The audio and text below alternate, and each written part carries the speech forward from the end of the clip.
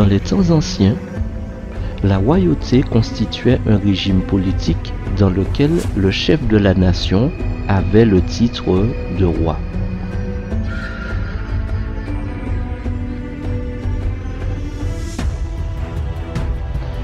Définie par des règles coutumières, la royauté qui conférait au roi sa légitimité structurait et déterminait les pouvoirs qui s'imposaient à lui en tant que personne. Une des caractéristiques de la royauté est qu'elle tire son autorité de la sacralité liée à la fonction de roi et de la continuité qui assure la permanence du lien et, en quelque sorte, l'immortalité de la fonction. Bien qu'en France, depuis le XVIIIe siècle, l'usage fasse de la royauté un synonyme de monarchie, on peut les distinguer dans la mesure où tout monarque pouvant porter un autre titre que celui de roi peut être empereur, consul, guide suprême, tyran ou dictateur. En outre, un roi ne dispose pas nécessairement de tous les pouvoirs contrairement à un monarque.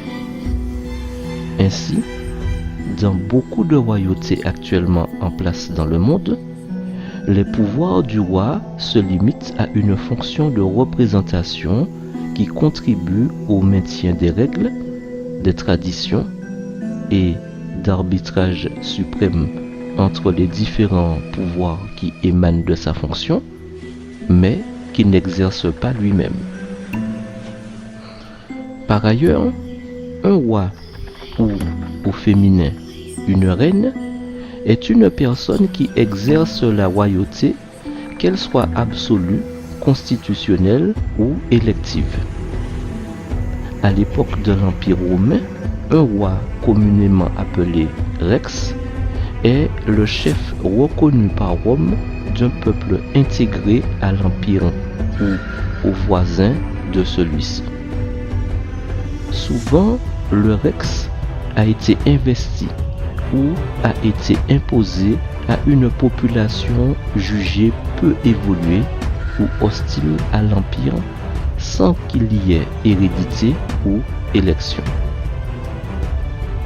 Plus tard, par les chancelleries byzantines ou pontificales, le roi est celui qui, dans un peuple, joue de facto un rôle prééminent où le pape ou l'empereur peut lui conférer une dignité interne à la hiérarchie traditionnelle de l'Empire en le faisant comte, consul ou tout autre titre de noblesse inhérent au pouvoir. Le roi a donc principalement un rôle de conservation autoritaire de l'ordre social, associant les fonctions de premier juge, de chef de guerre et de garant de la cohésion d'une société. Il est extérieur aux ordres, aux partis ou aux classes sociales qu'il a pour fonction de maintenir en équilibre. Ainsi, en France, le roi n'appartient ni au clergé, ni à la noblesse, ni aux intérêts économiques et ne représentait spécifiquement aucune de ces forces. D'ailleurs, la notion de roi associe des pouvoirs politiques et sacrés, mais ne concerne pas les pouvoirs religieux qui restent du domaine des prêtres, des mages ou même, dans certaines contrées, de sorciers, et ne saurait non plus disposer du pouvoir de faire ou de changer les lois et les coutumes. Ainsi, en sciences politiques, le terme générique qui est utilisé pour désigner le premier magistrat d'un État est plutôt prince, qu'il soit roi ou président élu. Par ailleurs, le rôle du roi n'est pas nécessairement associé à un pouvoir monarchique, car il peut y avoir des rois particuliers. Dans ce cas, les Romains et les Gaulois avaient deux termes, rex et Régulus, correspondant aux grands rois et aux rois locaux. Il y a aussi des rois de communauté, des rois de métier, tels le roi des merciers, des rois de la jeunesse, élus chaque année dans un village, ou simplement pour une fête ou un bal. En outre, la monarchie est un régime politique où le pouvoir est détenu par un seul chef, qui est le monarque ou le souverain. À l'origine, ce pouvoir était légitimé par une relation spirituelle que le monarque entretenait avec une divinité. Les régimes monarchiques peuvent donc varier selon les pouvoirs détenus par le monarque, allant de tous les pouvoirs politiques à un rôle simplement symbolique. D'ailleurs, on distingue à ce titre la monarchie de droit divin, où le pouvoir du monarque émane de la grâce de Dieu, en d'autres termes, de la volonté de Dieu. La monarchie absolue, où les pouvoirs du monarque ne sont limités que par des lois dites fondamentales et par celles d'ordre divin. La monarchie corporative, où le monarque doit obtenir l'approbation des corporations comme il était coutume au Moyen Âge. La monarchie constitutionnelle, où le pouvoir du monarque est limité par une constitution.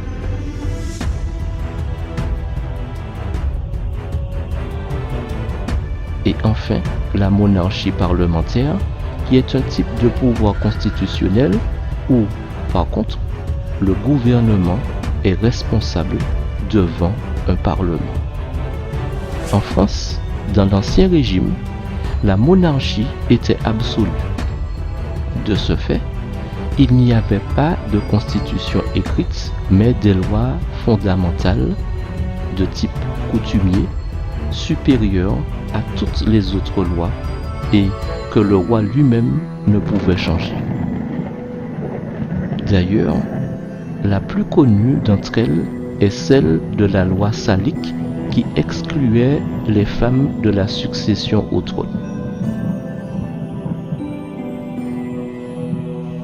Ainsi, la dynastie désigne la lignée des monarques ayant un même ancêtre comme les Mérovingiens, les Carolingiens, les Capétiens, les Bourbons, les Grimaldi, les Windsor, etc.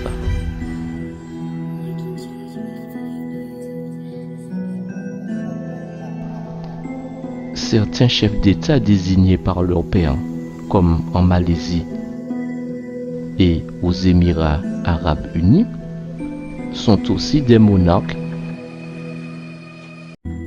de même que les empereurs et, au sens large du terme, tout tyran ou dictateur.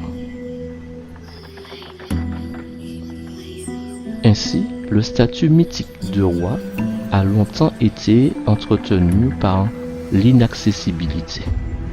Un roi, un empereur ou un tsar était un homme distant, aux airs nobles et aux ornements imposants. Quelqu'un qu'on associe naturellement au mot trône, mais certainement pas aux toilettes. Quelqu'un que l'on voit avec des bijoux, des plumes et rubans, mais jamais avec un panier de linge sale. À ce titre, des experts en royauté estiment que le grand public associe spontanément les têtes couronnées avec le romantisme et le glamour, et même que ces titres de noblesse font rêver leurs semblables moins nantis. Aussi, quand ces personnages de contes de fées échouent dans leur rôle de modèle et dégringolent de leur piédestal, la déception et la démystification sont énormes. D'ailleurs, un comportement dans lequel une relation unilatérale comme celle observée autour de l'engouement ayant trait aux têtes couronnées et aux paillettes dans lequel un individu investit beaucoup alors que l'adulé ignore jusqu'à l'existence de cet individu est défini comme parasocial. Maintenant que nous avons exploré le statut de roi et de ses titres dérivés, de leurs fonctions, leurs attributions, ainsi que de leurs limites, pour les besoins et la pertinence de notre analyse, remontons sans plus tarder au IVe siècle de notre ère, où nous nous attarderons sur le cas d'un empereur romain assez particulier, du nom de Constantin, dit le Grand, qui, par l'étendue de son pouvoir, marquera d'une empreinte indélébile l'histoire de la chrétienté, dont d'ailleurs les effets se font encore ressentir jusqu'aujourd'hui au XXIe siècle.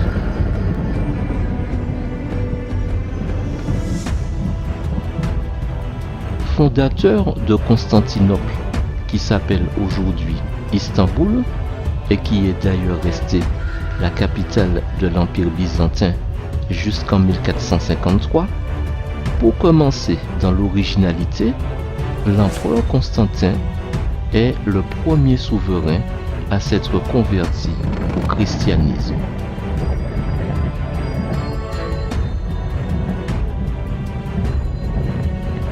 Constantin, né Flavius Valerius Constantinus à Nice, dans la Serbie actuelle, était le fils de Constantin Chlore, futur Constance Ier, et de la dite Sainte Hélène. Proclamé Auguste en 305, il combattit en Orient et rejoignit son père en Angleterre en 306. Sa popularité auprès des troupes lui valut d'être proclamé empereur à la mort de Constance, survenue au courant de cette année-là.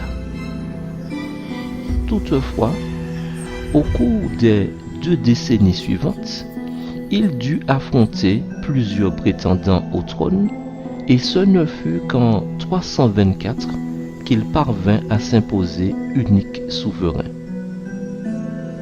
En outre, tout comme son père et nombreux d'empereurs du IIIe siècle, Constantin fut dans sa jeunesse un adepte du culte du soleil et croyait que le dieu romain du soleil, Sol, était une manifestation visible d'un dieu suprême, invisible, Summus Deus, principe régissant l'univers et qui, selon la croyance, était le compagnon de l'empereur romain.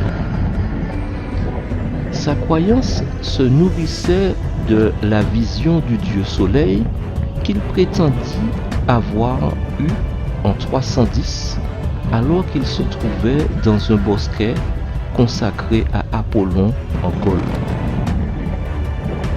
En 312, à la veille de la bataille contre Maxence, son rival italien, la légende rapporte que Constantin fit un rêve où le Christ se révéla à lui et lui ordonna d'inscrire les 2 premières lettres de son nom, XP en grec, sur les boucliers de ses troupes.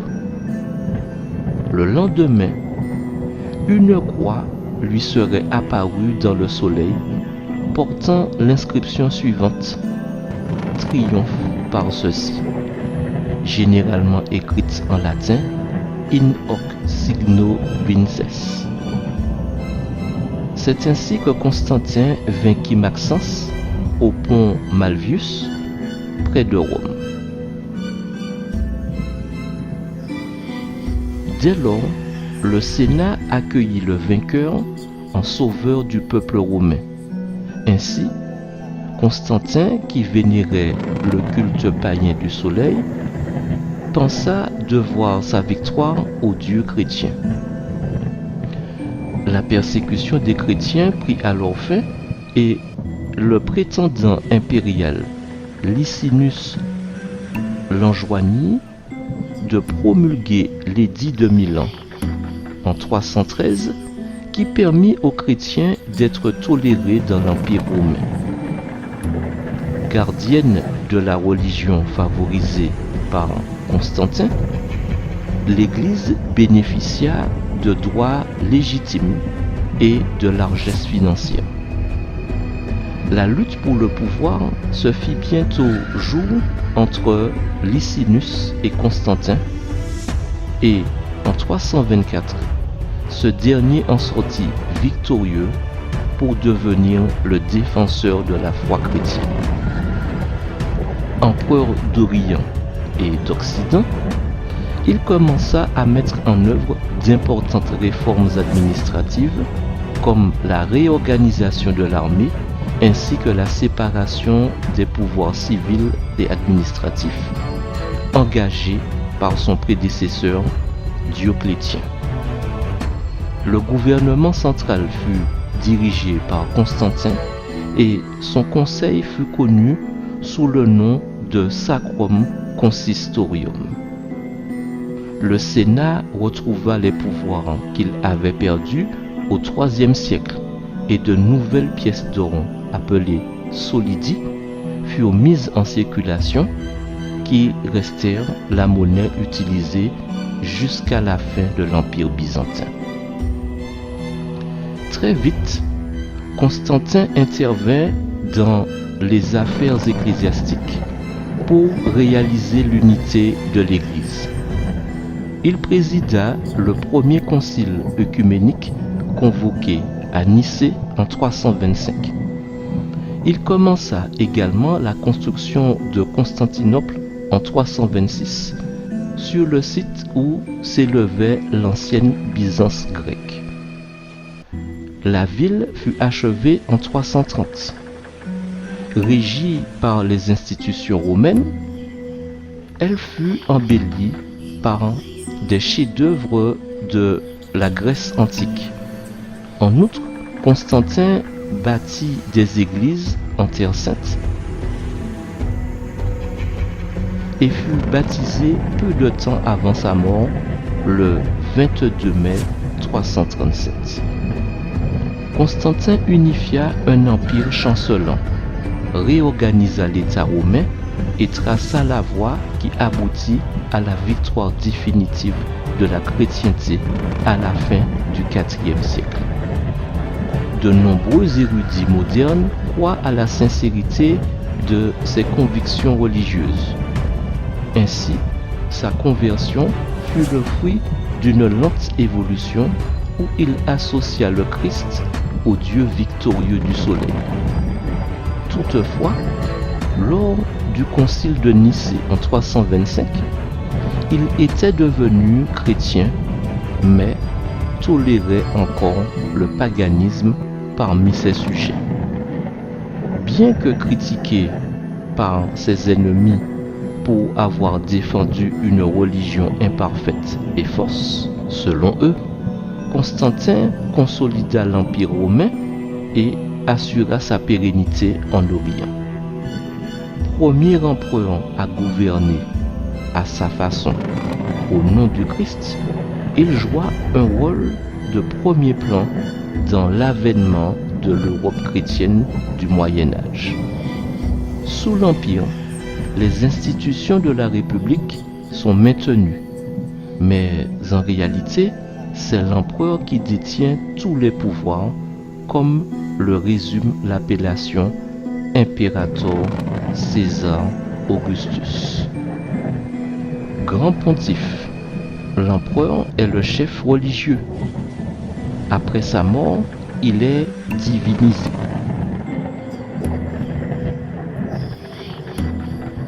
Il propose les lois, rend la justice et nomme les magistrats. D'ailleurs, le 7 mars 321, il décrète le dies solis, le jour du soleil, en anglais Sunday, en français dimanche, comme le jour de repos romain en proclamant ceci. Au jour vénérable du soleil, le dimanche, que les magistrats et les habitants des villes se reposent et que tous les ateliers soient fermés. Dans le pays, cependant, les personnes qui se livrent à l'agriculture peuvent librement et légalement poursuivre leurs activités, car, paraît-il, il arrive souvent qu'un autre jour ne soit pas propice au semail ou à la plantation de la vigne, de peur qu'en négligeant un bon moment pour de telles opérations, la générosité du ciel ne soit perdue. À ce titre, l'arc de triomphe de Constantin a été soigneusement positionné pour s'aligner avec la statue colossale de Sol près du Colisée, de sorte que Sol forme la toile de fond dominante lorsqu'il est vu de la direction de l'approche principale de l'arc, associant indéniablement et paradoxalement l'empereur nouvellement chrétien au culte idolâtre du dieu soleil au travers d'un syncrétisme religieux plus que manifeste.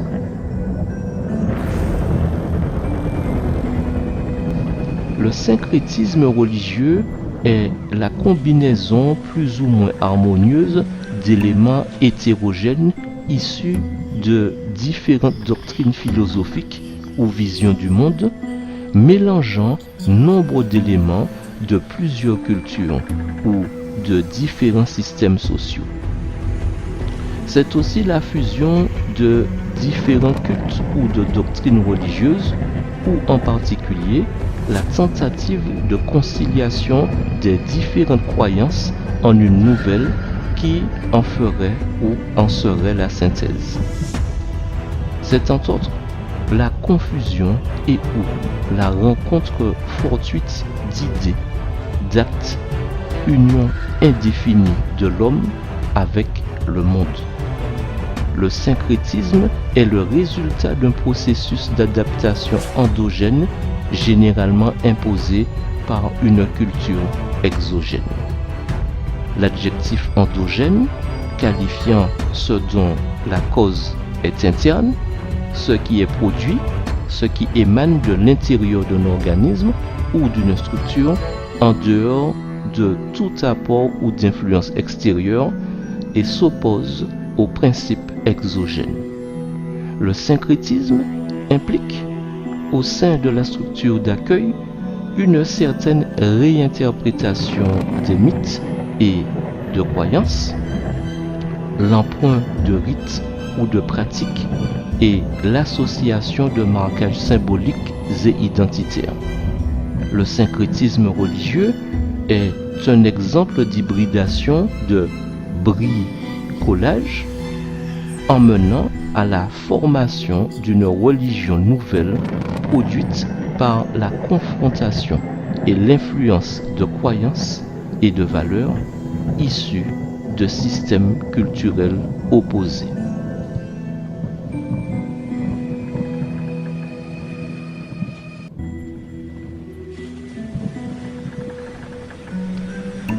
L'usage du mot syncrétisme est tantôt stigmatisé comme contamination par l'autre, tantôt valorisé comme synthèse créative.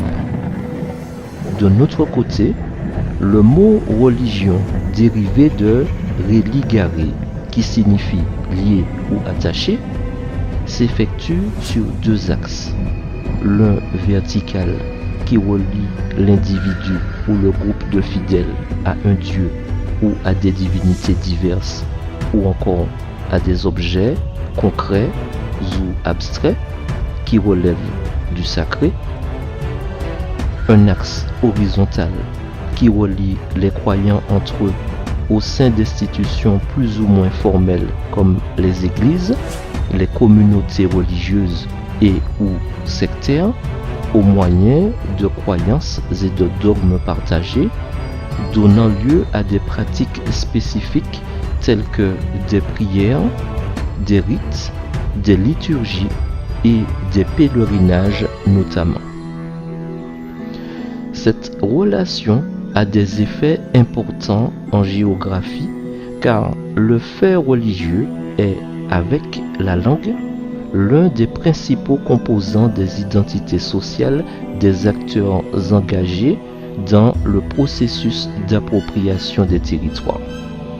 Ainsi, on parle de fait religieux plutôt que de religion afin d'englober un ensemble de phénomènes issus à la fois des grandes religions comme le christianisme, l'islam, l'hindouisme, le bouddhisme et le judaïsme, mais aussi d'un certain nombre de nouveaux mouvements religieux en recomposition permanente comme les cultes néo-païens syncrétiques ou appartenant à la mouvance New Age et également à des formes de religiosité civique ou séculière en lien avec la sécularisation à l'œuvre au sein de certaines sociétés.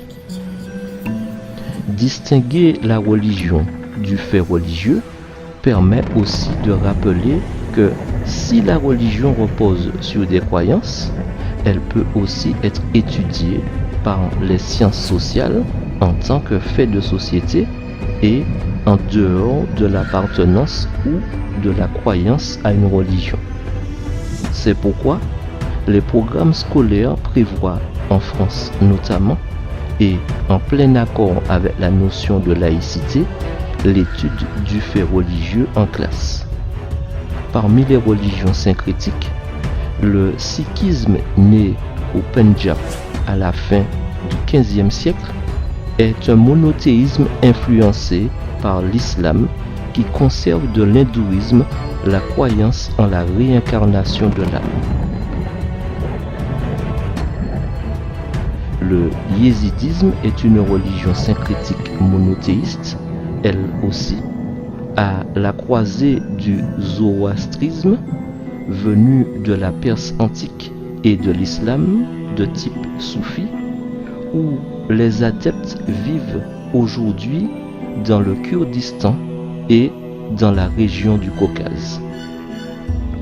Par ailleurs, la fusion entre le christianisme et les religions traditionnelles africaines a donné naissance à des syncrétismes afro-américains comme le candomblé de Bahia, la santeria cubaine ou le vaudou haïtien.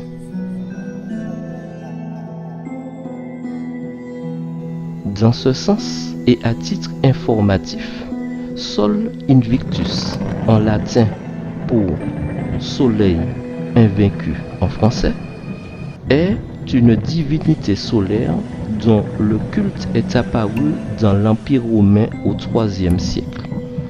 Il reprend les aspects de la mythologie d'Apollon et du culte de Mitra et connaît une grande popularité dans l'armée romaine.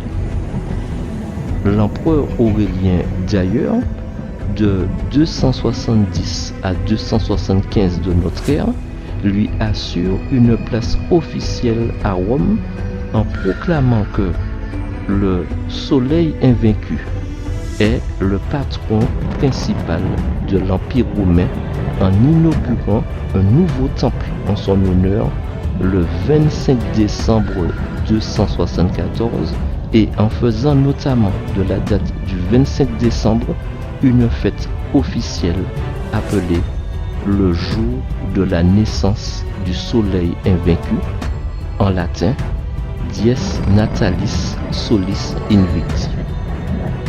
Cette fête vient alors se placer dans le prolongement des Saturnales, une période de fête ancienne de débauche sexuelle qui fut la plus importante de Rome. Même un temple dédié au soleil, au champ de Mars et orné du butin rapporté de Palmyre y intègre un collège de prêtres appelé les Pontifices Solis. Curieusement, 3 siècles à peine après la mort puis la résurrection du Christ, qui, rappelons-le, observaient le sabbat du 7e jour, certains chrétiens célébraient déjà le dimanche en tant que tel, qui est, selon la Bible, le jour de la résurrection du Christ et donc le premier jour de la semaine, et se réunissaient pour une Eucharistie les soirs de ces mêmes dimanches.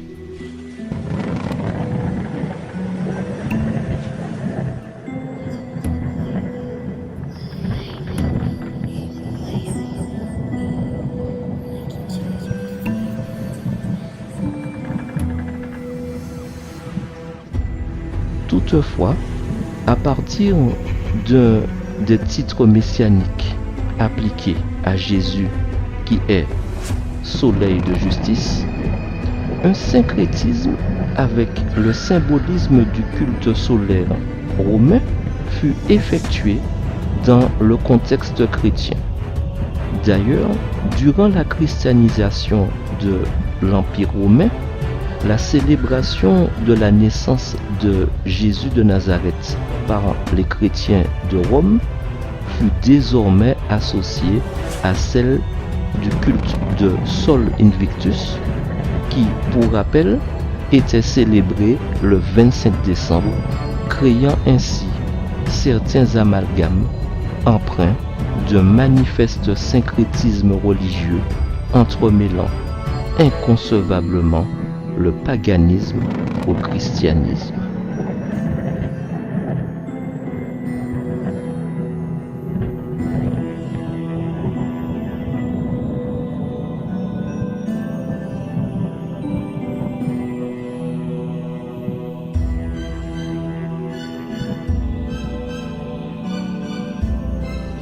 D'ailleurs, depuis des lustres, le solstice d'hiver a fait l'objet d'une célébration sous diverses formes selon les cultures. Mais le symbolisme en est toujours le même.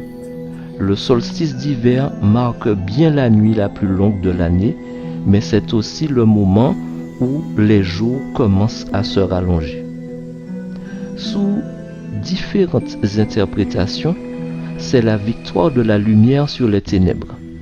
Chez les Romains, autour de la date du solstice d'hiver, se déroulaient les Saturnales, une période de réjouissance empreinte de débauches de toutes sortes, notamment sexuelles.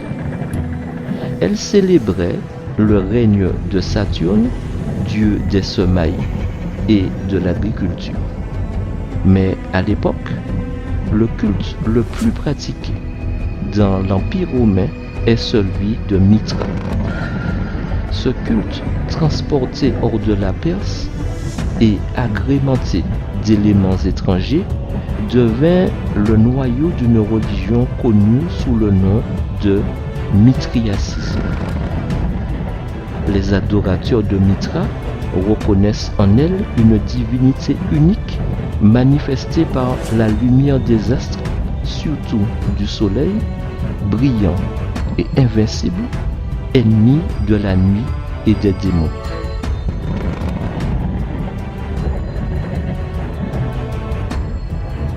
Selon les croyances, Mithra, ange de la lumière, était un serviteur du dieu suprême Ahura Mazda, aussi connu sous l'appellation de Hormuz. Or, le 25 décembre, on célébrait Mithra. C'était la fête de Sol Invictus, correspondant à la naissance de ce jeune dieu solaire, Dies Natalis Solis Invicti, comprenant jour de natalité ou de naissance du soleil invincible, qui surgissait d'un rocher ou d'une grotte sous la forme d'un enfant nouveau-né.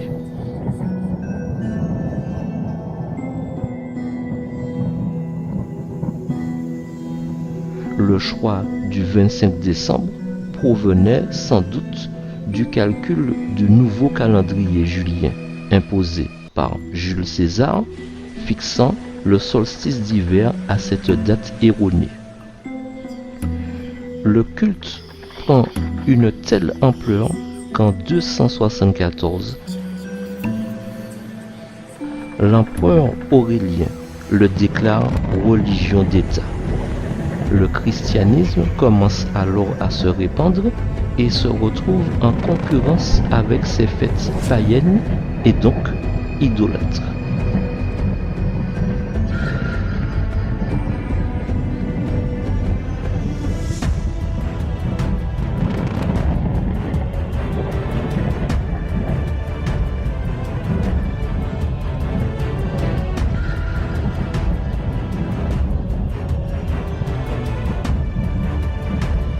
Comment donc contrer ce culte qui menace le christianisme naissant?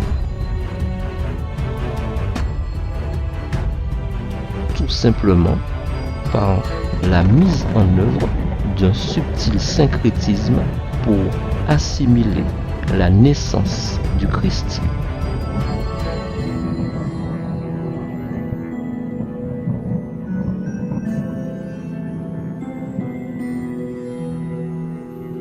au retour de l'astre solaire,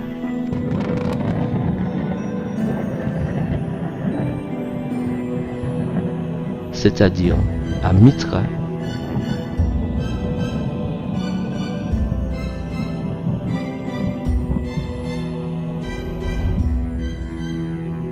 et à Sol Invictus,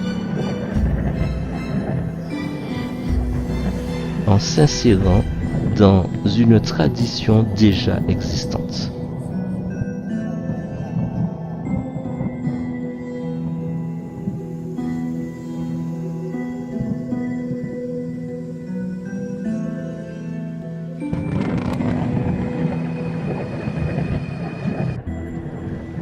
Ce choix semble donc avoir été imposé aux chrétiens par l'impossibilité dans laquelle ils se trouvaient, soit de supprimer une coutume aussi ancienne, soit d'empêcher le peuple d'identifier la naissance de Jésus à celle du soleil, d'après Arthur Weigall dans son ouvrage Survivance païenne dans le monde chrétien. Ainsi, en 354, le pape Libérius désigne officiellement le 25 décembre comme la fête de la naissance du Christ. Auparavant, on ignorait cette célébration manifestement instituée pour contrer le culte de Mithra.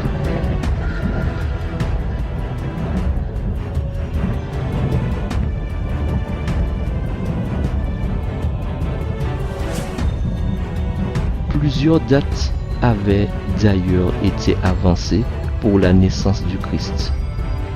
Le 6 janvier, le 28 mars, le 19 avril ou le 29 mai. Certaines sectes avaient même choisi le 6 janvier qui correspondait aux épiphanies de Dionysos et d'Osiris, deux divinités de la végétation qui, comme le Christ, meurt et ressuscite.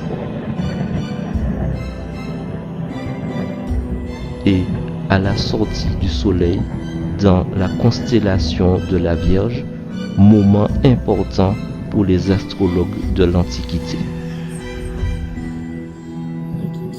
Au IIIe et IVe siècle, c'est le 6 janvier qui voit l'épiphanie, c'est-à-dire la manifestation du Christ, date à laquelle l'Orient chrétien célèbre sa naissance. Avec ce court aperçu, on voit que la tradition des cadeaux, des décorations, des bons repas associés à Noël a de lointaines origines et que si Noël se célèbre le 25 décembre, c'est à Mithra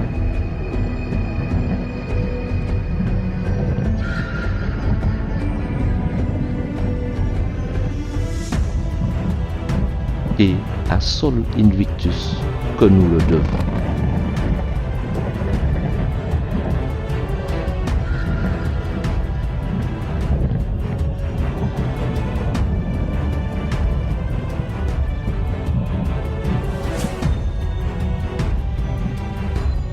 Ainsi, alors que nous avons appris précédemment, d'après des règles de droit et des principes bien définis, que des monarques ne sont théoriquement pas censés intervenir dans la création, la modification ou même l'abrogation de lois ou de coutumes,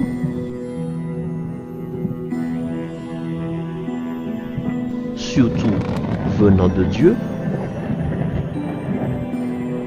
nous venons par l'histoire de prouver que dans la pratique, il n'en est strictement rien, et ce, par la connivence, voire la duplicité, notamment de 3 empereurs et d'un pape, devant lesquels ces règles de droit, passez-moi l'expression, n'ont pas fait loi.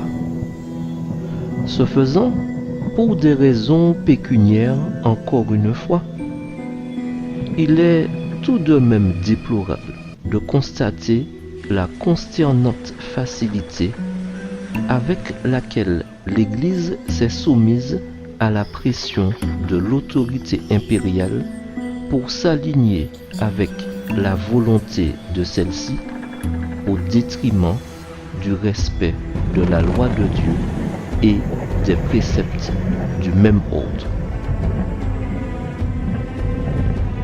Mais au fait, il y aurait-il un passage biblique dans lequel Dieu aurait demandé de fêter la naissance du Christ? Par ailleurs, Jésus aurait-il laissé de telles instructions avant de partir? N'est-ce pas lui qui a dit « Si vous m'aimez, gardez mes commandements » ?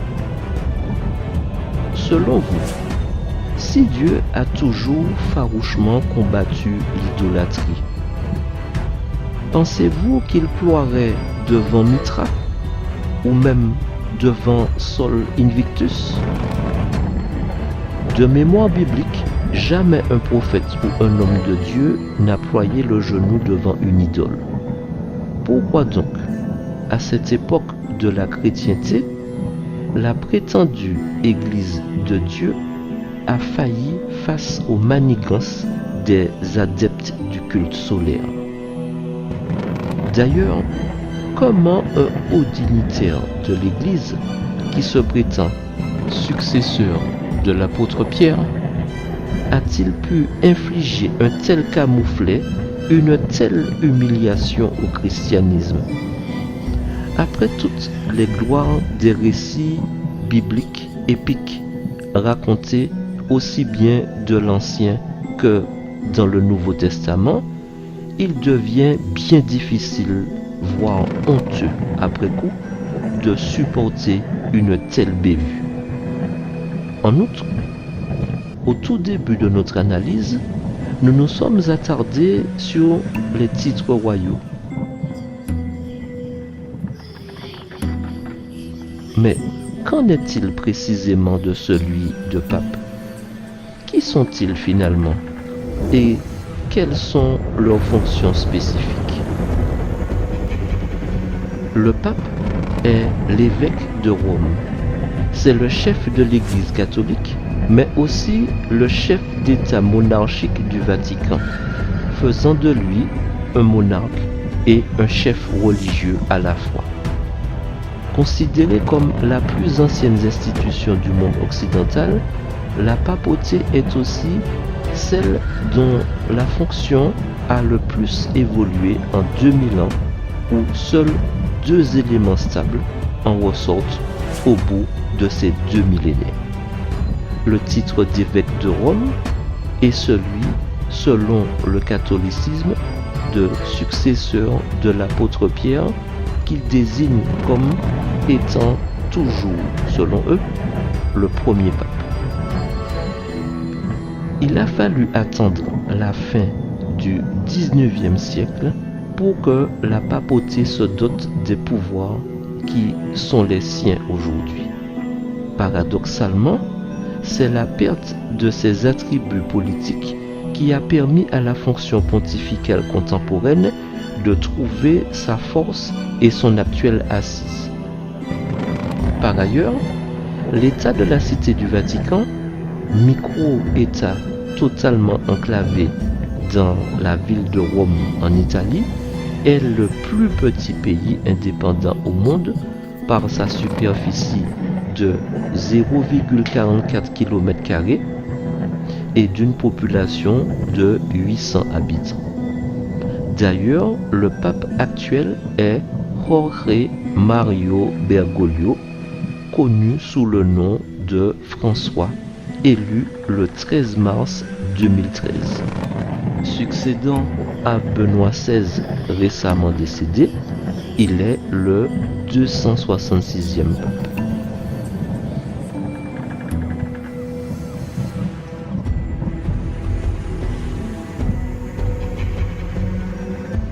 En outre, les titres pontificaux sont des appellations données au pape qui expriment divers aspects de sa place et de son rôle dans la vie de l'Église catholique romaine. Ils sont tous liés au plus ancien et principal titre qui est celui d'évêque de Rome. L'annuaire pontifical donne 7 titres officiels au pape et 8 désormais depuis 2013, dont les plus emblématiques sont évêque de Rome, qui est le titre le plus ancien et le plus important. Le pape est l'évêque diocésain de l'Église catholique de Rome. Vicaire du Christ, en latin Vicarius Christi, c'est un titre introduit dans la titulaire papale par Gélase Ier de 492 à 496, qui est le premier évêque de Rome à en avoir été gratifié au synode romain le 13 mai 495. Durant les premiers siècles, le terme vicaire du Christ pouvait être appliqué au sens étymologique du terme comme substitut à chaque évêque, car les évêques gouvernent leurs églises locales en y agissant, selon eux, au nom même du Christ. Ce titre n'est pas forcément reconnu au pape par les autres confessions chrétiennes qui, jusqu'à récemment, avaient rompu leur communion avec Rome en faisant référence aux églises orthodoxes et des diverses confessions protestantes.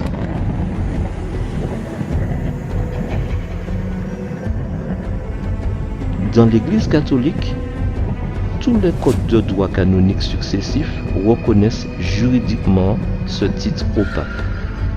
L'un d'eux, promulgué en 1983 par le pape Jean-Paul II, définit en son canon 331 que l'évêque de l'Église de Rome, en qui demeure la charge que le Seigneur a donnée d'une manière singulière à Pierre, de posséder dans l'Église, en vertu de sa charge, le pouvoir ordinaire, suprême, plénier, immédiat et universel. Successeur du prince des apôtres.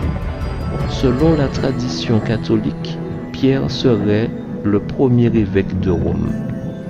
En termes de droit canonique, pour les catholiques, il est le successeur immédiat investi par le Christ lui-même et non par la vertu de la succession des papes, faisant qu'un pape ne peut se donner un coadjuteur, c'est-à-dire ne peut nommer un évêque auxiliaire à ses côtés, même dans la maladie, en cas de démission ou pire de décès de ce dernier, faisant qu'il ne peut ni choisir son successeur, ni non plus interférer dans l'élection de ce dernier.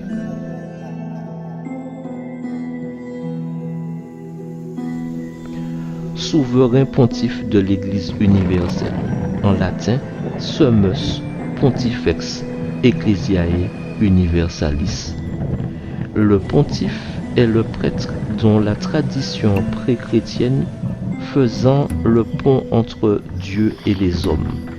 Pour les catholiques, le pape est le suprême médiateur, celui qui fait le pont entre Dieu et l'ensemble des communautés chrétiennes.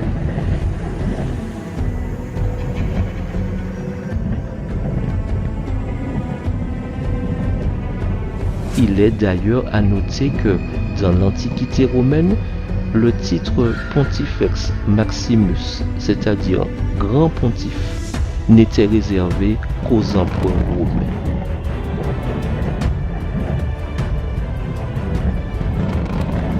Serviteur des serviteurs de Dieu, en latin Servus Servorum Dei, est un titre ancien ajouté à la titulaire du pape par Paul VI de 1963 à 1978, après le Concile Vatican II, faisant référence au message donné par le Christ à Pierre par le lavement des pieds lors de la dernière scène.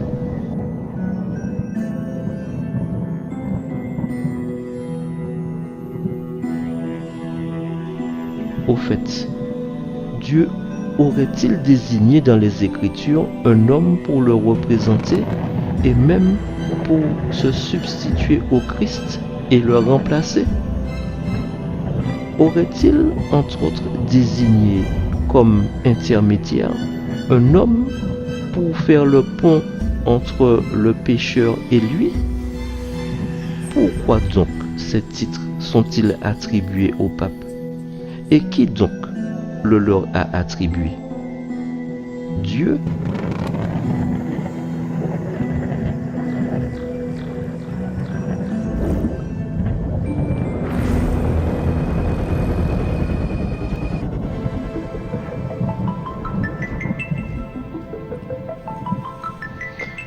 Si vous m'aimez, gardez mes commandements.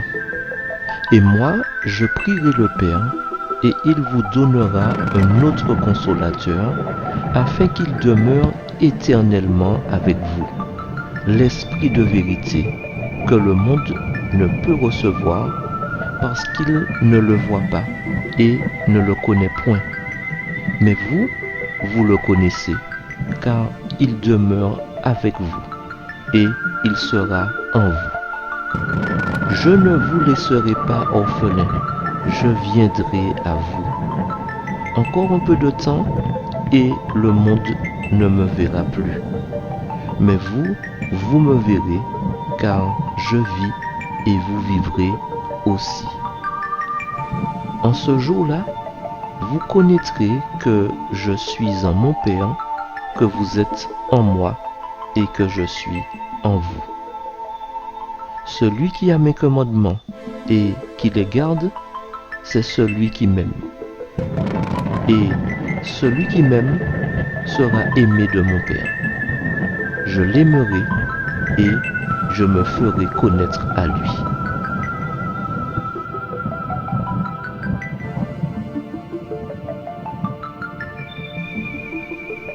Alors Pierre, rempli du Saint-Esprit, leur dit: Chefs du peuple et anciens d'Israël, puisque nous sommes interrogés aujourd'hui sur un bienfait accordé à un homme malade, afin que nous disions comment il a été guéri, sachez-le tous, et que tout le peuple d'Israël le sache.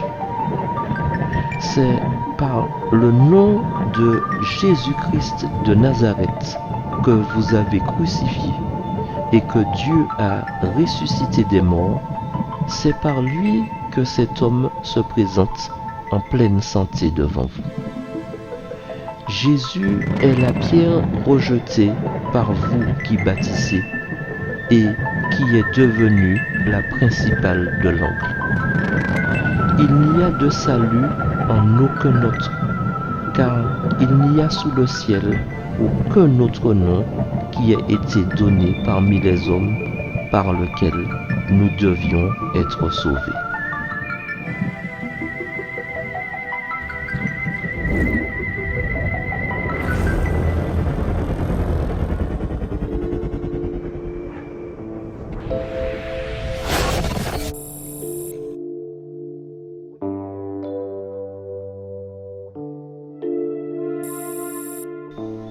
les disciples montrent leur appartenance à la communauté de leur Seigneur par l'amour qu'ils se manifestent les uns aux autres. Ce commandement de l'amour est nouveau parce que son motif et sa norme sont l'amour de Jésus pour les siens et l'amour mutuel du Père et du Fils. Jésus présente l'amour chrétien comme la seule façon authentique de témoigner de sa foi. Celui qui croit en Jésus progresse vers la vérité et la vie. Il sait qu'il pourra, lui aussi, demeurer avec le Père comme le Christ. Cette confiance écarte le trouble et l'inquiétude de son cœur.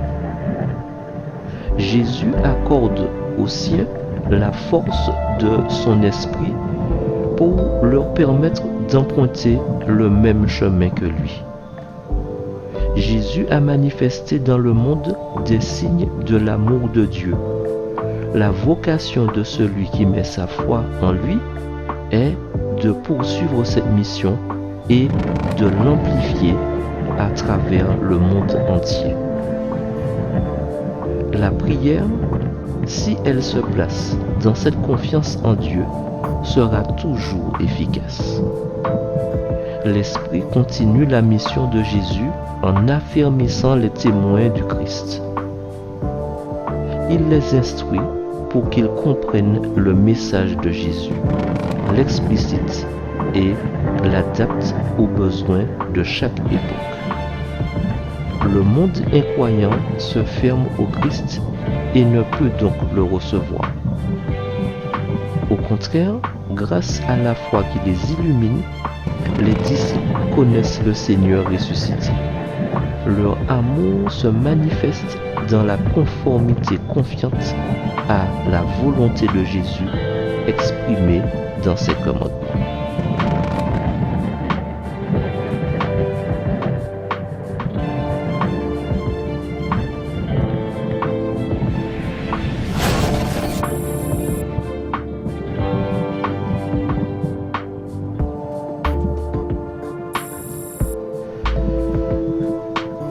La ténacité de l'homme guéri crée un auditoire devant lequel Pierre peut reprendre la parole. Dans son bref récit de la Passion, il nomme celui qui a transformé l'infirme. C'est Jésus, le maître de la vie. Comme souvent dans la Bible, le nom équivaut à la personne qui le porte. La force du Seigneur, accueillie dans la foi, se révèle dans un corps qui marche, bondit de joie et loue Dieu. Une semblable guérison témoigne de la résurrection de Jésus.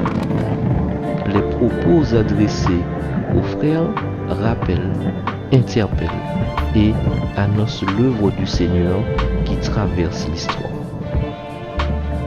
Les prophètes et surtout un passage de Deutéronome 18, versets 15 à 19 sont évoqués pour faire comprendre ce qui est arrivé à Jésus.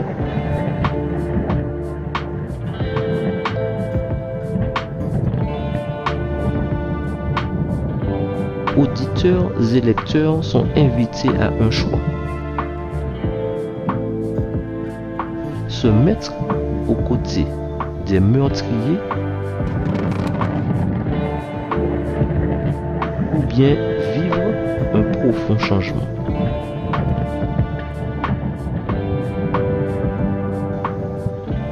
Celui qui accueille Jésus comme un prophète envoyé de Dieu est libéré de ses infirmités et peut entrer dans l'alliance avec Dieu. Le discours de Pierre et Jean fait du bruit. Alertés, les autorités les jettent en prison pour les faire taire. le rappel de la croissance de l'Église au verset 4 montre que la parole des apôtres n'en continue pas moins son œuvre car elle porte en elle un dynamisme surprenant. Le Conseil supérieur interroge les apôtres.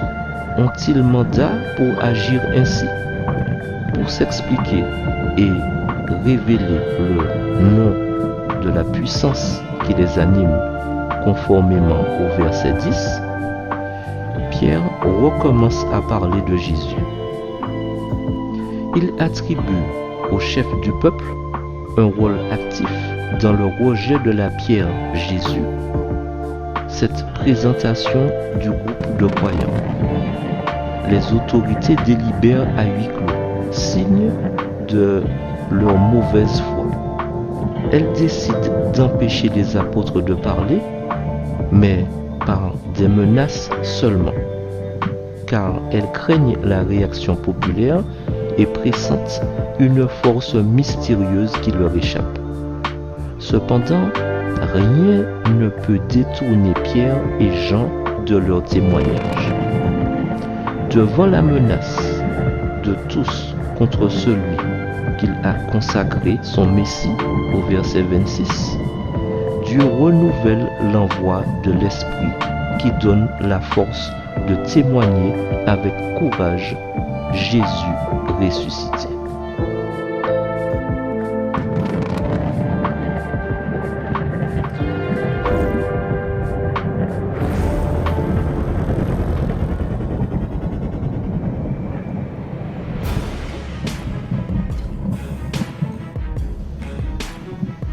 Ainsi, d'après la Bible, le seul qui représente Dieu dans ce monde est Jésus-Christ de Nazareth.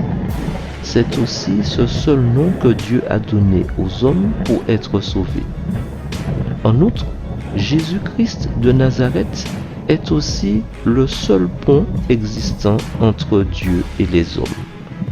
D'ailleurs, le seul successeur désigné par le Christ lui-même pour poursuivre son œuvre auprès des hommes dans le plan du salut est le Saint-Esprit.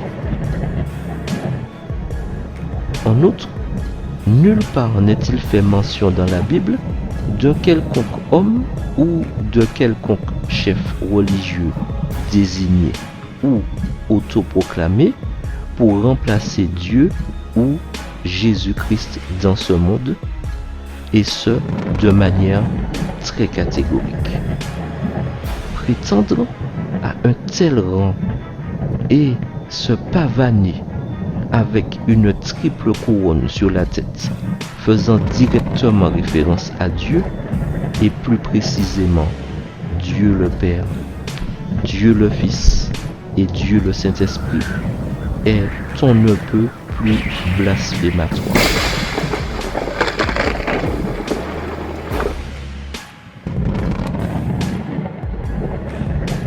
D'ailleurs, tout comme Jésus n'aurait jamais cédé à l'empereur Aurélien, ni à l'empereur Constantin, encore moins à Jules César, Pierre, digne successeur du Christ, n'aurait lui non plus jamais cédé à une quelconque pression idolâtre au profit d'avantages et de considérations terrestres pour profaner le saint sabbat de Dieu.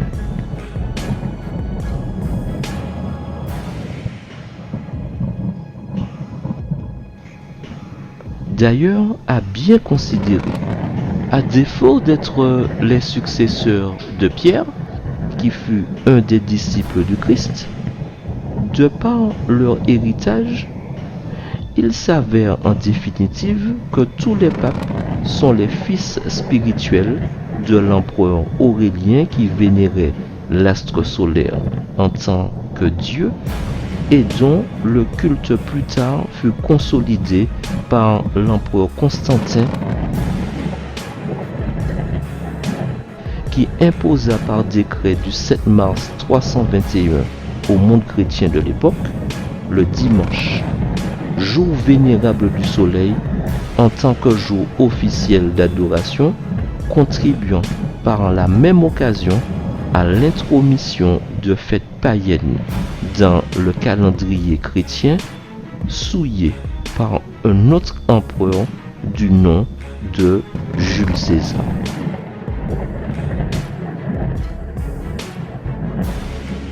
Ce faisant, comment de tels héritiers et donc représentants manifestes du culte solaire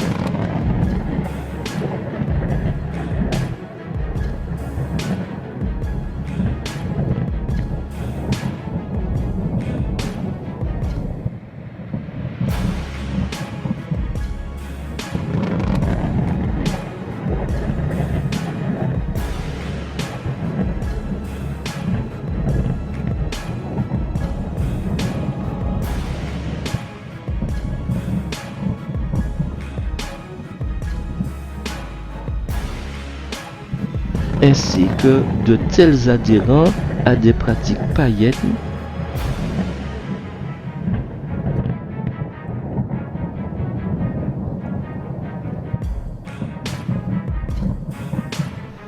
pourrait-il se proclamer sérieusement du Christ et de prétendre le représenter s'il perpétue sous couvert du culte chrétien, donc du Christ et conséquemment du Dieu de la Bible,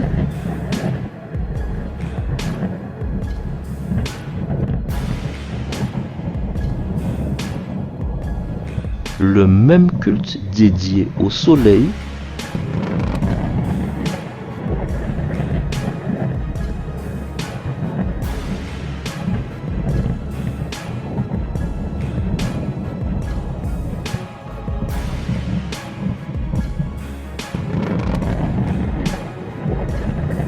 en obéissant aux injonctions d'un système idolâtre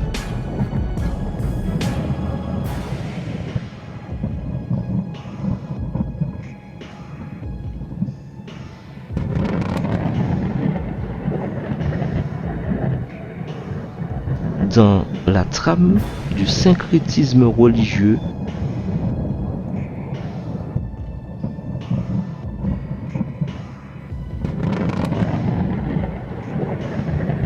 depuis officiellement le 7 mars 321 de notre ère.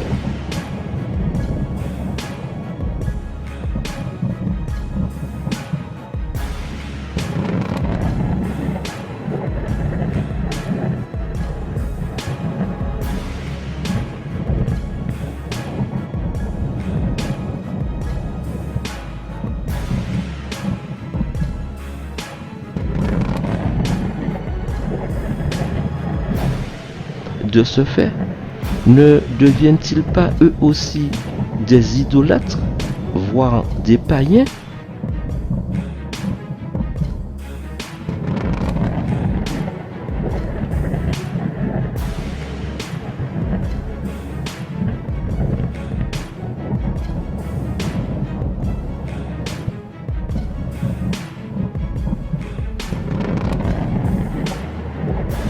Si eux aussi pratiquent ce même culte,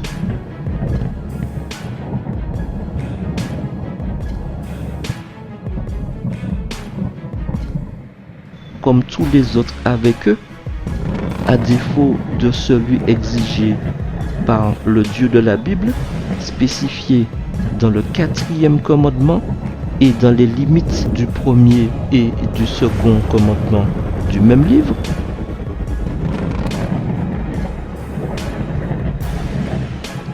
Maintenant que nous connaissons l'origine païenne ainsi que la finalité idolâtre du culte observé le dimanche et donc dominical, pratiqué par la grande majorité des chrétiens,